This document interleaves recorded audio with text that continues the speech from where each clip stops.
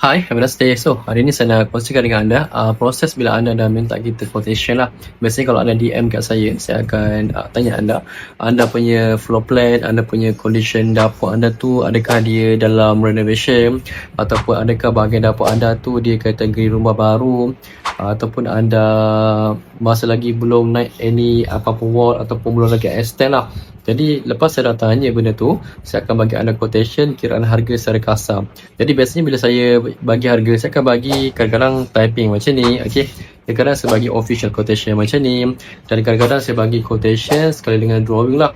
Jadi dia bergantung kepada saya punya guide anda kat site, okey. Kalau macam saya dekat site tengah discussion, saya akan bagi yang pattern yang typing macam ni saja.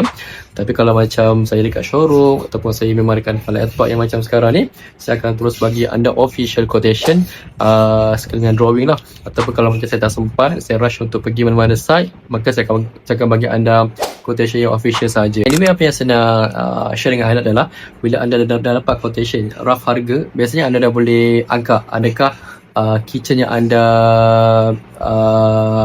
kitchen yang anda punya kitchen cabinet yang anda share kat saya floor plan tu semua, okey, adakah dia dalam range budget anda ataupun tidak bila anda dah dapat quotation.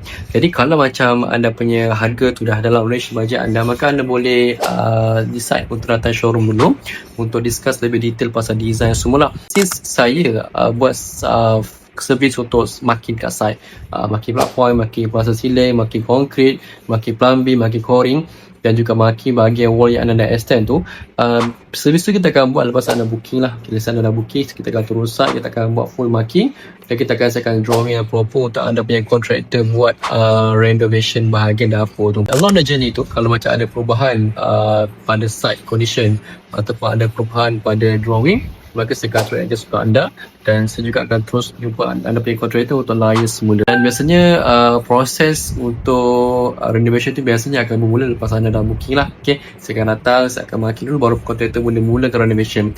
Sebab kalau anda mulakan renovation tanpa anda dapatkan ukuran marking kedudukan yang betul, ada potensi untuk anda punya renovation tu dia akan lari sikit daripada design asal anda. Jadi sebab itulah proses yang paling penting sekali lah after anda dapat quotation. Kalau anda rasa dalam range budget anda ataupun anda rasa macam anda nak adjust sikit harga tu, maka anda boleh contact saya semula. Anda kita jumpa kat showroom untuk discuss more detail sebelum kita proses dengan final untuk saya datang marking kat rumah anda. Okay, ingat untuk buat renovation dia bukan satu perkara yang sangat mudah. Kalau anda salah buat renovation, anda salah marking platform, anda salah allocate kedudukan sinki atau tingkap semua, maka dia akan effect dekat anda punya cost lah kalau anda buat adjustment pada masa akan datang.